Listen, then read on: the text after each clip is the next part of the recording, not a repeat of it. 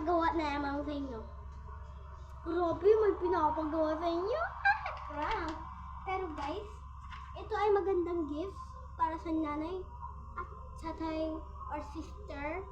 Kahit sino guys, kahit sino, maganda tong gift. At saka, the first, dapat perfect ang pag-fold nyo. Bawal ang pag mali na fold. Pag mali talagang pang-fold mo, patay kayo. Hindi na magandang gift nyo para sa nanay or tatay or sister. Ano ba yun? Hindi ko guess.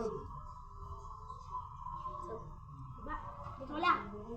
Kailangan pala natin dalawang papel at saka walang ibang gunting, malamang. At saka tape, of course.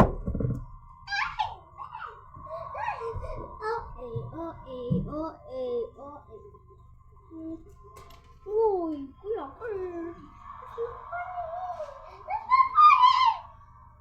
that's not funny.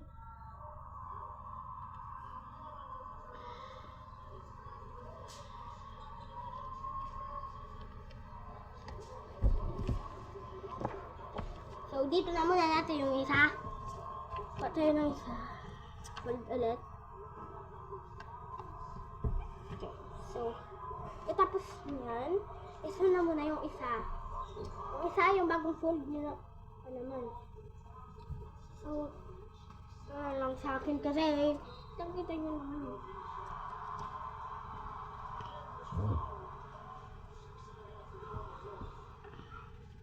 So, ang gawa natin today is ay, kailangan pati po ng ballpen. Asa yung ballpen ko?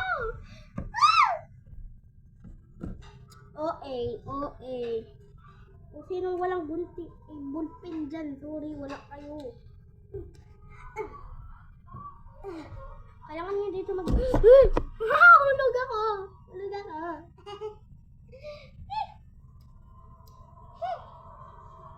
Sorry guys. So, ang mag-write kayo dito sa likod. Mag-write kayo sa likod ng letter. Kung ano gusto mong sabi sa nanay mo, sa tatay mo, sister mo. Basta yung maganda. Pagandahin nyo naman. So, pumasok kasi. So, after that, okay, wait lang guys. Hindi pa ako mag-after that. Wait lang. 1, 2, 3. Pala guys. Wala pa guys. Wait lang. Ano yun? 2, 3.